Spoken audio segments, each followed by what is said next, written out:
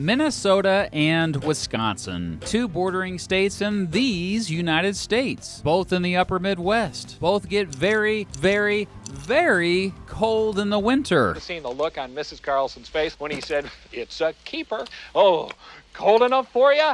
Oh, shut up, fat. And are still pretty cold in early spring and late fall as well. But the summers in both states are nice, except for the crazy terrorist mosquitoes. But yeah, both have humid continental climates. Wisconsin gets a bit more precipitation though. Both are great and Great Lakes states. Minnesota borders Lake Superior. But Wisconsin borders Lake Superior and Lake Michigan. So does that make it superior?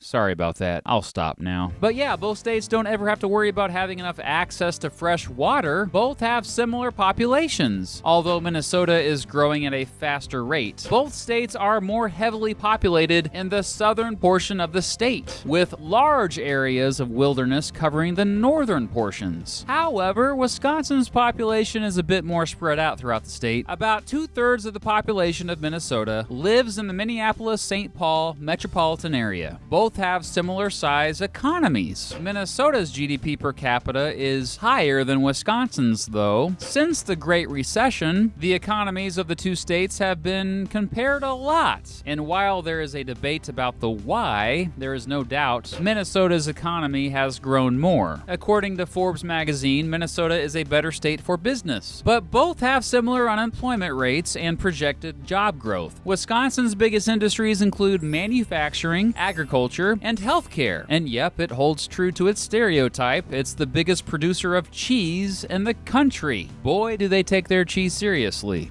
Like, really seriously. There are cheese snobs everywhere, man. Anyway, Minnesota's biggest industries are also manufacturing and agriculture, but also professional and business services. The biggest religion in both states is, you guessed it, Christianity. Minnesota appears to be a bit more religious than Wisconsin. Both states have low crime compared to the rest of the country. You know, because they're too cold to commit crime there. The majority of residents from both states have ancestors from Europe. While humans have lived in both areas for thousands of years, the first Europeans to settle both were the French. For the most part, the French got along with and traded with the various American Indian tribes in what is today both states. The largest tribe was the Dakota Sioux. The Ojibwe also lived in and continue to live in both states. Other tribes native to Wisconsin include the Ho-Chunk, Menominee, and Potawatomi. After the French lost control of the area, several American Indians there continued to resist the rising number of first British and then later Americans encroaching on their territory. After the United States was established, both states were once part of the Northwest Territory. Much of modern-day Minnesota was once part of Wisconsin Territory after folks created it in 1836. Minnesota folks formed their own territory in 1849. Wisconsin is older than Minnesota. It became a state almost exactly 10 years before Minnesota. Early industries in both states included logging, thanks to those mad forests, am I right? Mining, and agriculture, of course. The earliest European settlers in both were mostly Yankees from back east. During the Civil War, both states actively supported the Union. After the war was over, as industry grew and cheap land became available in both states, a flood of immigrants followed, many of them coming from Germany and the Scandinavian countries. That's right, people from colder, dark places seem just fine with cold, dark Wisconsin and cold, dark Minnesota, but those Germans, most of them settled in Wisconsin, which coincidentally also became one of the brewing capitals of the country by the end of the 1800s. In the early 1900s, Wisconsin also became one of the progressive capitals of the country with dudes like Robert La Follette. After World War II, Minnesota became known for computer technology with companies like Sperry Rand and Control Data. Both have a lot of good rock bands. Now, let's have a rundown of the differences between the two states. Minnesota has more citizens who have at least a bachelor's degree or higher. Related to this, Minnesota has a lower poverty rate. Minnesota leans more to the left politically than Wisconsin. Residents there tend to vote more for Democratic Party candidates and haven't voted for a Republican for president since Nixon Nixon in 1972. Wisconsin has voted mostly for Democrats for president in recent decades too, but they did surprise and vote for Trump in 2016. But yeah, Wisconsin is a swing state, meaning people's votes go back and forth between the two major political parties, and their votes actually count in presidential elections. Minnesota tends to be more independent-minded when it comes to elections, and is not afraid to take chances on outsiders running for office. Minnesota is about a third bigger than Wisconsin. Not that size matters. Residents in Minnesota tend to be a bit younger. Minnesota does not have taxes on basic need items like food and clothing. But while residents of Wisconsin have to pay taxes on all clothing, they pay less taxes overall compared to residents in Minnesota. As a matter of fact, Minnesota has some of the highest tax rates in the country, but they do spend more on education than Wisconsin. It's more expensive to live in Minnesota, mostly due to housing. Related to this, Minnesota has a higher minimum wage. Minnesota prides itself in building public structures using stuff actually found in the state. For example, Target Field, the ballpark where the Twins play, was partially built with limestone from the state and features native spruce trees near center field and local producers of food and drink in its concession stands. Minnesota is the only state in the country that currently has a split in its state legislature. The Democratic Party there currently controls the House, while the Republican Party controls the Senate. Minnesota may be known as the, quote, land of 10,000 lakes, but they actually have 11,842. But Wisconsin has more lakes, supposedly 15,074. But here's the thing. Wisconsin calls almost anything slightly bigger than a pond a lake, so,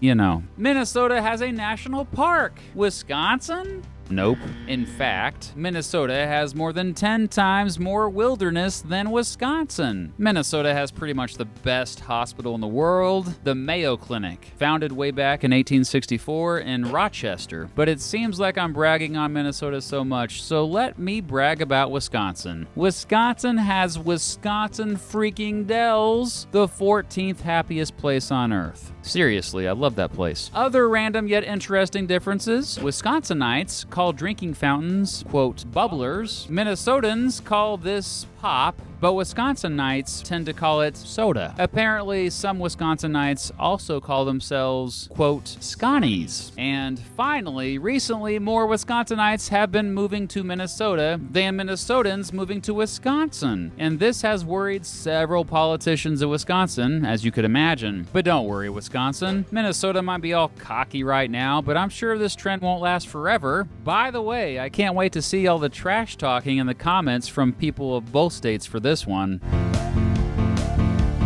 So many people requested that I compare these two states, and I am a big fan of both, so I'm glad I finally got around to making this video. If you are from Wisconsin or Minnesota, please feel free to let me know what I got right, and definitely let me know what I got wrong. After days of research, I love being told I am utterly wrong. Also, which states should I compare next? Let me know, eh? And finally, I can't believe I haven't announced this yet, but I started a Reddit page. So if you read it, subscribe to the sub and upvote and stuff.